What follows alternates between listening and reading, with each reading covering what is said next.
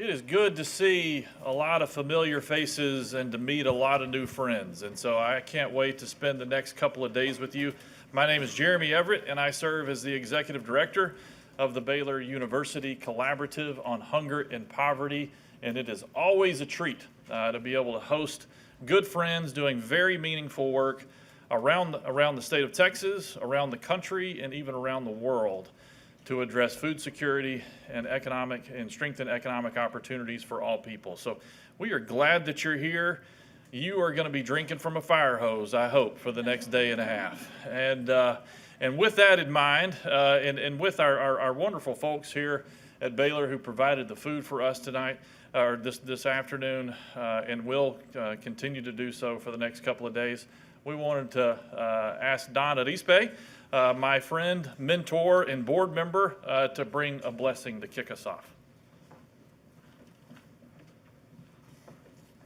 Thank you, Jeremy. I'd like to start by asking you just to find a way to center yourself, just for a few seconds. Try to put away all the clutter and just be.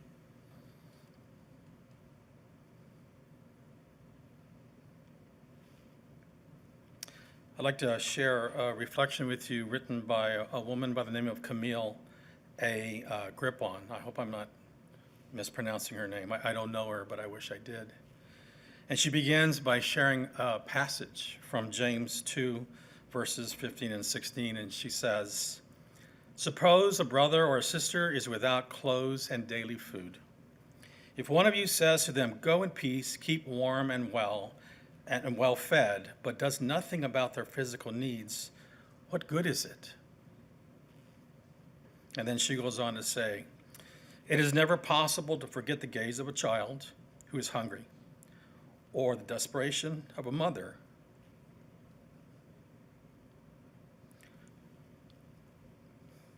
trying to secure the child's next meal. The need for food to sustain one's life is primal, yet the ability to do so depends on so many complex factors beyond ourselves. Today, more than ever, we are continually exposed and aware of hunger in the world, whether it is in Yemen, Cambodia, Congo, Haiti, or South Sudan. Yet the ability to affect the reality of those who are suffering seems like it could be so far outside of our reach. We hear the indignation, the anger, the desperation of those who are directly impacted, yet some of us are frozen in place when we reflect on how to help. Many of our brothers and sisters all over the world are surviving on just 1 cup of rice a day. Intellectually, we understand the common drivers of food insecurity, their conflict, their displacement, poverty, and climate change. We understand the basic human right to life and the basic standard of living, including food. We understand and we are outraged, but is that enough? The passage in James reminds us that faith must be accompanied with action. It is not simply enough to send good wishes with the hopes that words will suffice to alleviate someone's condition. While being empathic is necessary, it must also be translated into good deeds. And that is what each and every one of us are striving to do. And we want to do it better, and we want to do it together. And I'm honored to be with you.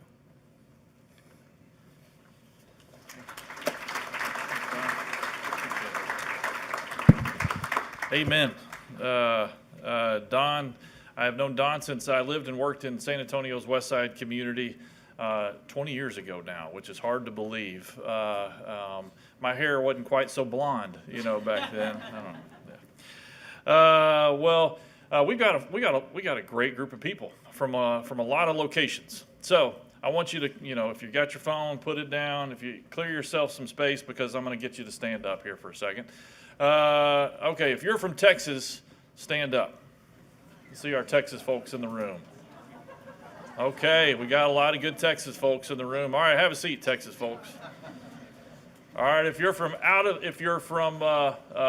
the United States, working in the United States, but you're from a different state outside of Texas, stand up. All right. All right, for folks that are representing other countries, please stand up. All right, we got some of our students. Good, very good. Very good. Well, okay, we're not done yet.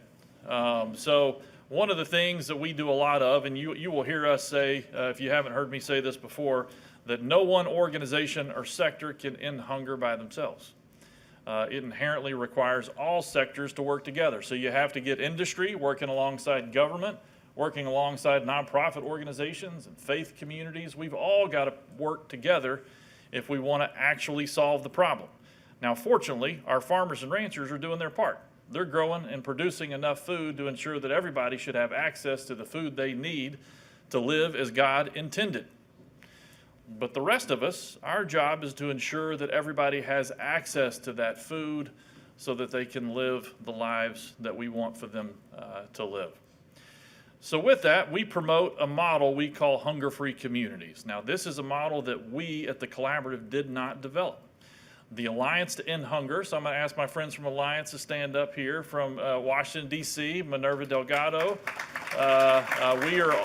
We, with hundreds of communities around the United States, are a part of their Hunger-Free Community National Network, and it is an honor that they are here with us. So we have a lot of groups that are a part of coalitions, active coalitions, or forming hunger-free coalitions in your community. So if you're representing a hunger-free community in Texas or around the U.S., if you would stand up for us. All right, that's great. That's great. Awesome. Well, you all are welcome. Well, we've got the next couple of days really an impossible task. And the impossible task is, who are you going to listen to? Because we've got great breakout sessions for the next day and a half. And so you're going to have to figure out how to send your phone, with somebody to one session so they can film that while you're attending another session. We've got phenomenal keynote speakers, with one exception. Tonight's guy is a little risky, but we're gonna hear shortly from Heather Reynolds from Notre Dame. Tomorrow we get to hear from Father Katongole, who's with us now. Also from Notre Dame, coincidentally, and then Norman Wurzba from Duke will provide a keynote tomorrow night. I don't know, I'm an afternoon coffee drinker, and I don't know if you all are. Today, our afternoon cup of coffee is called Heather Reynolds, and so I assure you that you need no coffee when you sit down and get to listen to Heather speak. She is with the Lab for Economic Opportunity at Notre Dame, a sister organization to the Collaborative, and they are doing phenomenal work. So there's something I want to draw your attention to. Baylor, the Collaborative, has been working on this hunger-free community concept now for 16 years. For all practical purposes, it was the impetus of our work. One of the things that we observed in 2009 when we launched the Collaborative under the original name, the Texas Hunger Initiative, was that we had a lot of great organizations in our communities doing a lot of great work, but there was still a high amount of need. And it was because in many cases, the right hand didn't know what the left hand was doing. And sometimes the right hand didn't know what the left hand was doing because the need was so great that all they could do was to try to address the need that was in front of them in a given day. So really, we have been in a privileged position at the Collaborative, being a part of a university, to be able to take a 10,000-foot view and assess the situation and figure out what we can do together that we couldn't do apart. And so we launched a hunger-free community process 15 years ago. I'll tell a couple of those stories tonight. But along the way, one of the things that we observed is that, and one of the things we want communities to know, is that who's doing what and where are you doing it? That's the simple point, right? We want to know who all the great actors are in our local communities, and how are they addressing food security on a local level. And then where are the gaps of services? And then what are things that we can do together across sectoral lines that can achieve more than we can achieve possibly by working independently? When we do this, that is the ticket to food security, which is candidly an irony. It's an irony that right now, at a time of political polarization at a time when we are as angry with each other as we've ever been, and certainly in my lifetime, that our only ticket, our only pathway forward for food security is coming together and working with each other. But that's it. That's what we have to do. So in order to help this process along, our team has recently developed and will launch officially this fall a Hunger-Free Community Certificate course. And so our goal is that all 254 counties in Texas would have an opportunity to take this course. And this course is being made in partnership with the Alliance to End Hunger to support the coalitions that they are managing across the U.S. And so you, from the comfort of your own living room, can learn how to take the hunger-free community model and implement it in your community and get a Baylor certificate with a little diploma in the meantime. And so that course will launch in August at the beginning of our fall semester. So, but here's you all are getting insider information. So this is insider baseball. We are willing and are giving conference participants that want to be a part of the initial launch a discount.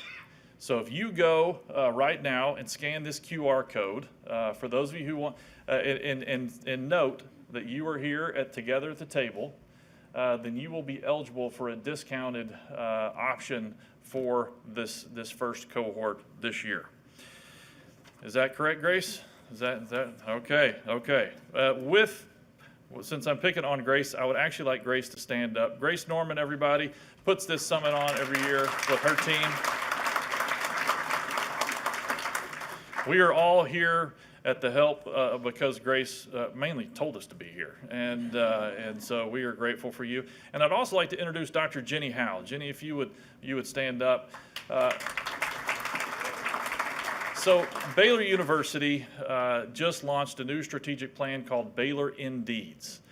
And so the whole point is how does it, if we're going to be and live into a sense of Christian mission and purpose as a university, how does that not only inform the way that we engage our students or the types of research efforts that we undertake, but how does it impact the world? How does it impact both the church, our state, our country, and around the world? And so with that, they identified a number of key priority areas, food security being one of them, as well as economic security, but also sustainability and climate resilience. And those of you who work in an international setting specifically know how inextricably intertwined production and climate resilience is with food security and accessibility.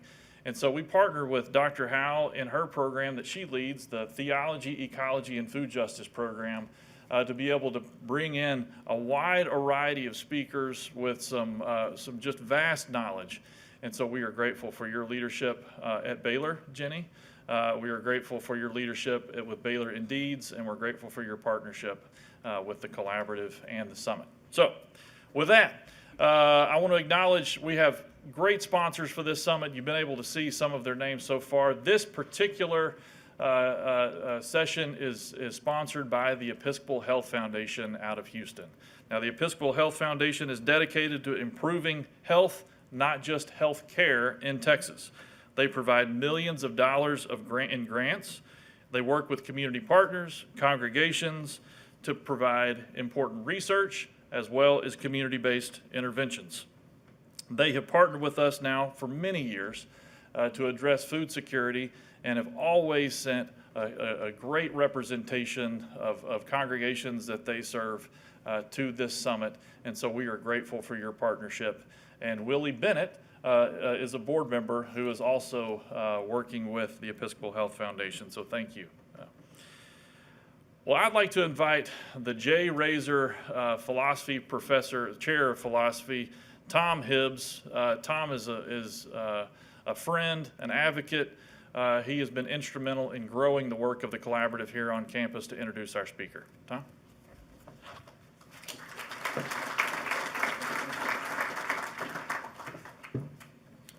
It's my great privilege to introduce Heather Reynolds, who has become a close friend to many of us and a hero, a personal hero of mine for the work she does.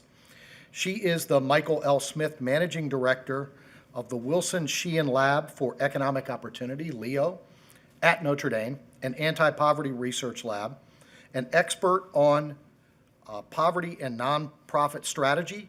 She served as the CEO of Catholic Charities in Fort Worth for 14 years before moving to Notre Dame. I think she started there at 12 at Catholic Charities in Fort Worth. She was not much older than that. She was, I think, the youngest CEO of any Catholic Charities in the country, and maybe in the history of Catholic Charities, if we did the research on that. She also developed, as a Notre Dame alum and as a Catholic, I'm very proud and grateful for the work that she does. She developed in that Catholic Charities at Fort Worth the most innovative and effective anti-poverty program in the entire nation of all Catholic charities. She is inspired by Notre Dame's vision to be a force for good in the world and leads Leo to be that vision in action as the lab works to reduce poverty through evidence-based programs and policies. From her years in the field as a service provider, Heather knows firsthand the challenges of serving people without evidence of what is most effective for helping them to escape poverty. Being at Leo gives her the chance to ease this challenge for others, helping social service organizations pair their work with passionate academic researchers at Notre Dame, allowing them to discover, prove, and scale their impact. She received her BA in social work from TCU, her MS in social work from the University of Texas at Arlington, and an executive MBA also from TCU. She's a Baylor regular. I'm really grateful that a program that I have the privilege of running in the summer for a small group of Baylor students in DC on religion and public life, the last 2 summers she's come for a full week to spend time and speak to our students. She is one of the most popular speakers. She combines practical hands-on experience, a commitment to research, with an infectious enthusiasm for the good work of helping the poor. Please join me in welcoming Heather Reynolds.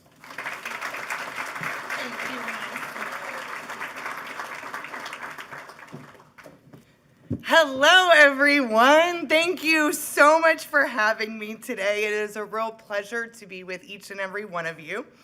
I don't know if everyone feels this way, but I know that I am in my happy place when I am in a room full of people who love nothing more than serving those struggling in poverty and really want to do something about it.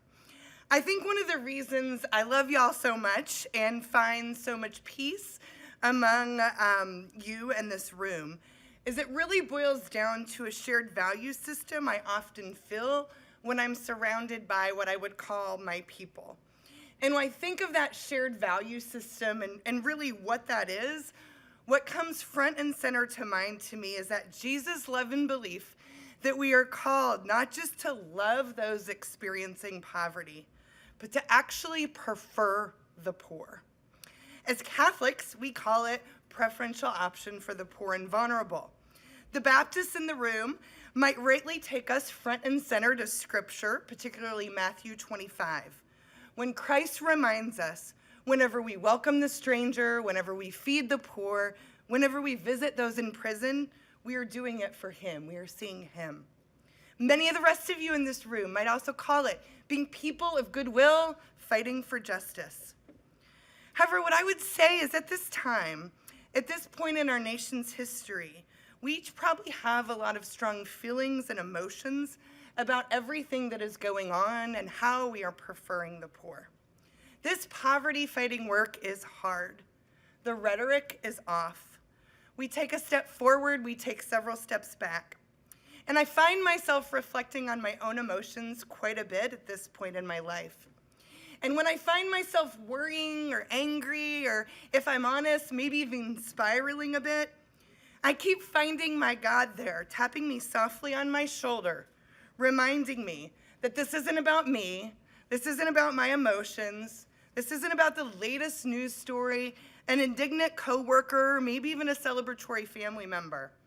I feel like I'm hearing the voice of God who keeps saying to me, Heather, how are you preferring the poor right now, in this moment, in this space, and at this place? So like the type A person that I am, I wrote this legibly in my bullet journal. Heather, how are you preferring the poor right now, in this moment, in this space, at this place?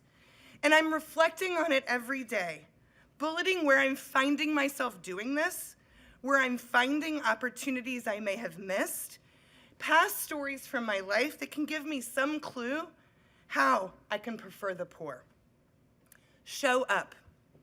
One of the scribbles in my notebook reads "show up," and into my mind comes the story of Lois.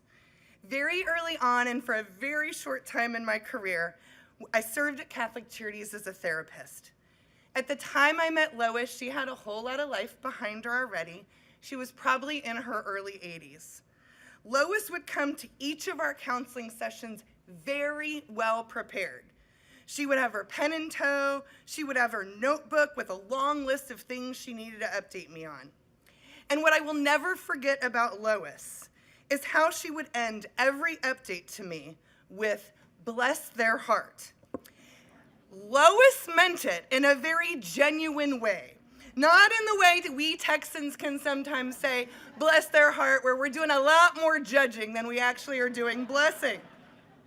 And my experience with Lois may have been a bit foreshadowing in my life that my career should not be a therapist, because I would get so engrossed in Lois's stories that I would sometimes forget I was a helping professional and rather feeling like I was at coffee with a girlfriend. Heather, did I tell you how President Bush called me last night about the war? What a struggle for him to be deciding what to do with our boys. Bless his heart. Or Heather, my week was busy helping our governor make some important financial decisions about the state of Texas. This budget is a complete mess, and he's trying to figure it out. Bless his heart. Basically, name the headline in the news, insert Lois, who I was serving, about how she was all caught up in that story, and punctuate with a "bless his heart." I served Lois for about 6 months before she declared she felt better and shared she didn't need to pay $10 an hour for our weekly counseling sessions. For almost 10 years following my time with Lois, I would get a Christmas card from her sharing what a difference I had made in her life. Difference? If you ask me, Lois overpaid for that weekly counseling session. I just showed up. Hopeful optimism. Heather, how are you preferring the poor right now, in this moment, in this space, at this place? Another scribble in my journal shows the phrase, hopeful optimism. I recently was reading the book of Acts and jotted down in my notebook, Stephen. Most people are pretty familiar with Stephen, the first Christian martyr. If you haven't read his story in Acts recently, I'd encourage you to check it out. To set the stage, Stephen was giving a speech. He was recounting stories of the Old Testament and how people kept making the same mistakes again and again. Sound familiar? He boldly shares, "You were just like your ancestors. You always resist the Holy Spirit." And you probably know how the rest of the story goes. He's stoned to death. Saul, not just yet Paul, stands by and watches in amusement, cheering on the efforts. And as Stephen dies, he cries out, "Lord, do not hold this sin against them." I don't know about you, but it's awfully hard for me to muster up "forgive them" when someone cuts me off in traffic. One of the things I love most about Stephen's story is right before things went south, it recounts that many people were standing around looking intently at Stephen, and they saw his face was the face like a face of an angel. His face was completely aglow.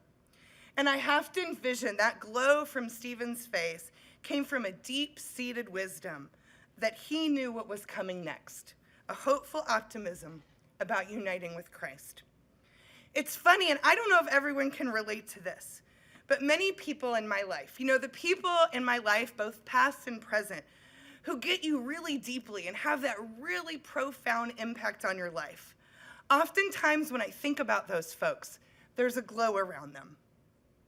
The woman I succeeded as CEO of Catholic Charities was a woman by the name of Karen Spicer. She's one of these people. She's someone who greatly inspired me.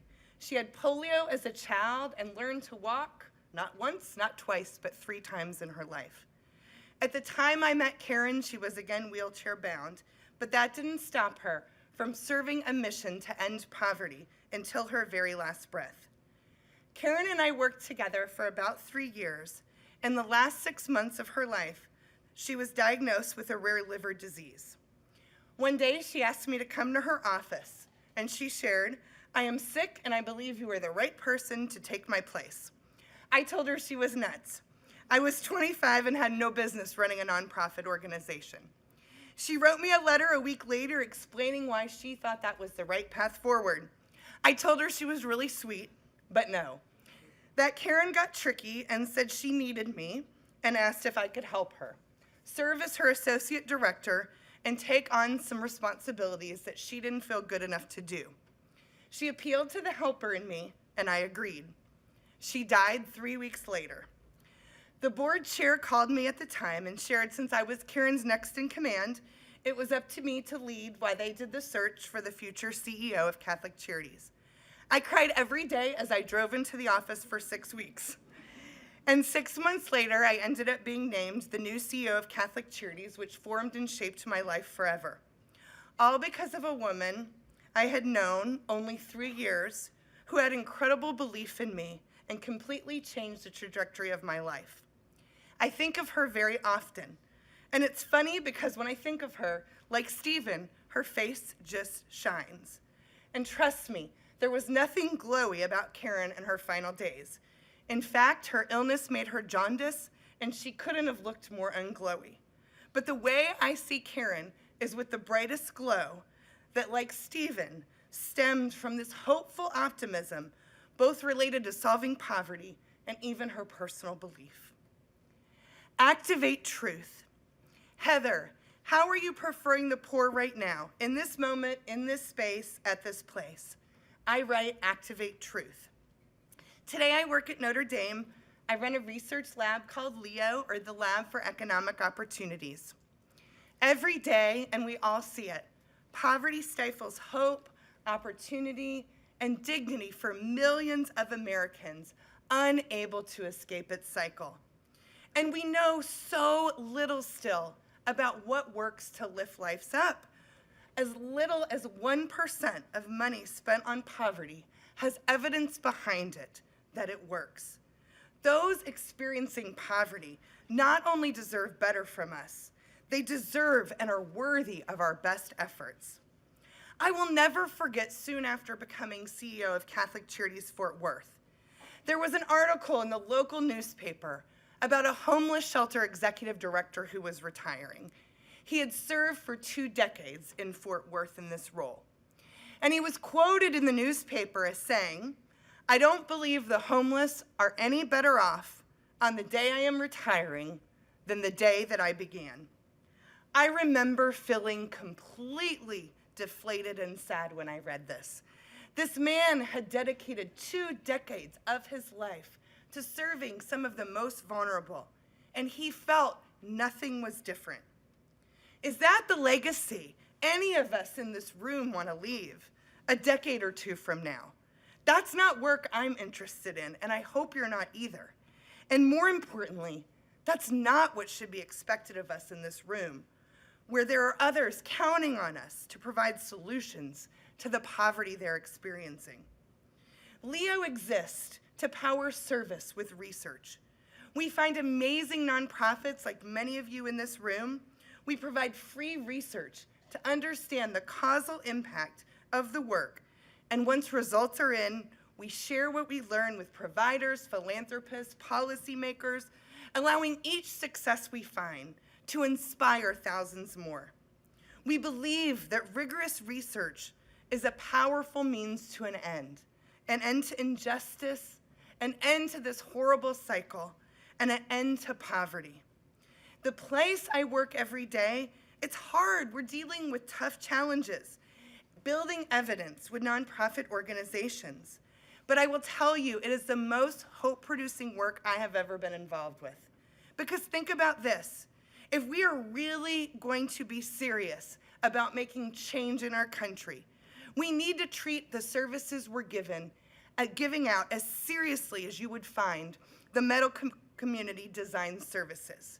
If today I went to my doctor because I had some condition, I would be given medicine or some level of treatment that had undergone significant testing.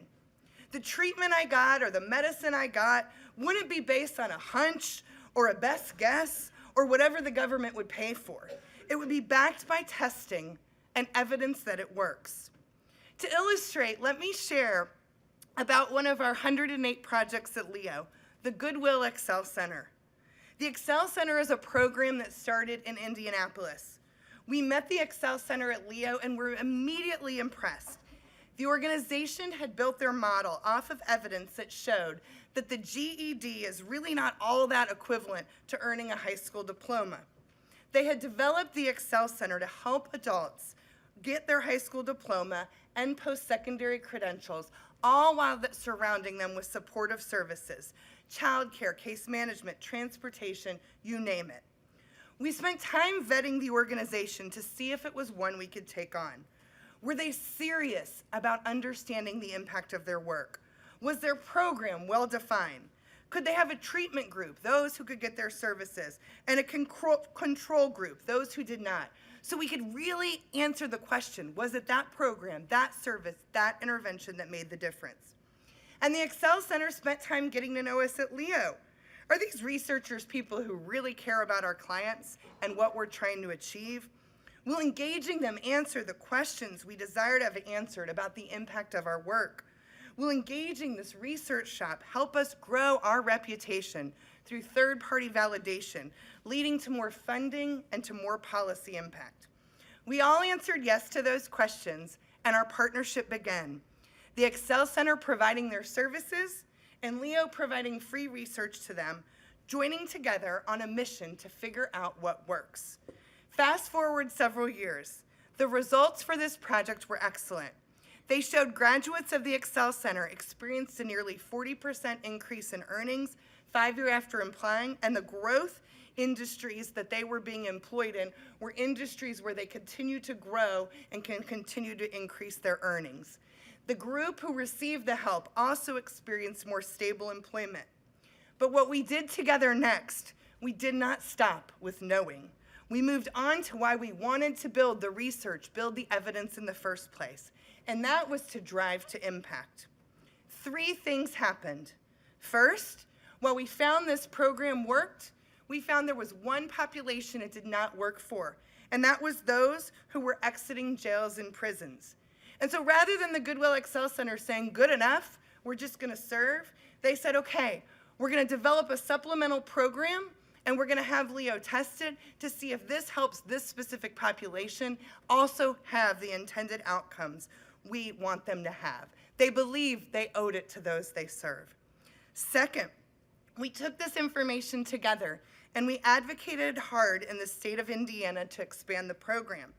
Additional $25 million a year is now allocated from the state of Indiana to expand the program throughout the state, all based on the evidence it worked and a committed group of people who said, we want to invest and grow what works. And the third thing that happened is we were able to change state laws in areas where Goodwill Excel Centers could not exist because many states have on their books a law where once you reach a certain age, you can no longer get a high school diploma. One such state was the state of Arizona. We successfully changed that law several years ago based on our evidence, and Arizona first allocated $15 million to start a Goodwill Excel Center in Phoenix. Because of this success, they have doubled their commitment, and more Excel Centers are opening throughout the state of Arizona. Goodwill Excel Center now has 30 schools in their network and is located in 10 states. A program that works, that gets the results it is intended to produce, that reduces poverty significantly, and now has been expanded. All because of a brave nonprofit willing to learn truth. Does it work? Who does it work for? Paired with a research lab that wanted to learn truth.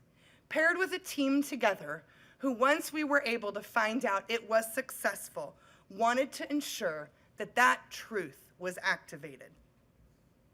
Heather, how are you preferring the poor right now, in this moment, in this space, at this place? Many of us in this room are people of faith. Many are people of goodwill. So to put this bluntly, our hope is not in these times. Our hope is not in a political candidate. Our hope is not in ourselves. Our hope is in a vision of what is to come. We are called to be hope-filled people. And what can that look like? I really don't think it's a 20-page strategic plan or a big overarching goal. I also don't think what that looks like is fear, nervousness, or a lack of direction. I think it's pretty darn simple right now that we can demonstrate how we prefer those experiencing poverty by showing up, shining brightly with a hopeful optimism, and activating truth for the greater good of humankind. Simple, right? Well, you already started. You're here. You showed up. And you probably, especially at this time, didn't have time to show up, but you did it anyway. You were here to learn, to grow, to get to know one another, to take in all this information and learning that has been carefully curated for you over the next few days. My encouragement to you in the next day and a half is be as engrossed in your learnings as I was with Lois in my counseling sessions as she recounted her stories to me. Show up the next few days in a way that has you digesting every piece of knowledge you can. Show up well because you not only care about those in poverty, but because you prefer them. Second, maintain a hopeful optimism driven by your commitment to change and to stay in this fight. I often ask myself, as I reflect on my predecessor at Catholic Charities Fort Worth, who am I being Karen to in my life? Who am I investing in? Who am I curating a belief in themselves? I ask you, who needs your hopeful optimism? Your clients, the team you serve on, the team you lead? When you give others this hopeful optimism, driven by your commitment to keep going, to keep fighting, it makes them better. And when we are all a little bit better, our service to those experiencing poverty are just that much better. And lastly, activate truth.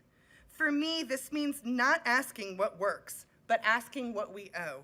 It means not settling for good intentions. It means being brave enough to encounter the real story, what's working, what's not, and who is getting left behind. Because the truth is, people experiencing poverty deserve more than our empathy.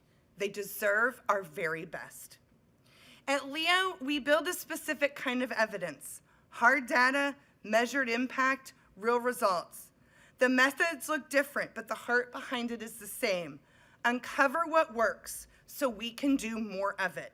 Because when we let evidence lead the way, we are never lost. We don't believe we have all the answers at Leo. We believe you do. The ones serving poverty every day and fighting against it, who keep showing up, bringing light, and bringing truth at the center of your work. We'd love to partner with each and every one of you and shine a light on your mission. If you'd like to learn more, you can definitely talk to myself, my colleague Mara, who will be here the next day or two, or visit us at partnerwithleo.org. My encouragement to each and every one of you on this journey of fighting poverty is let's keep showing up, maintaining our hopeful optimism, and creating and activating truth.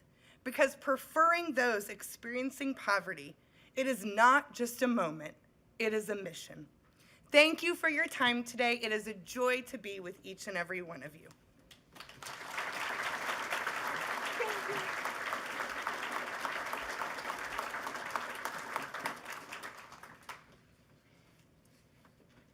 How are we preferring those experiencing poverty?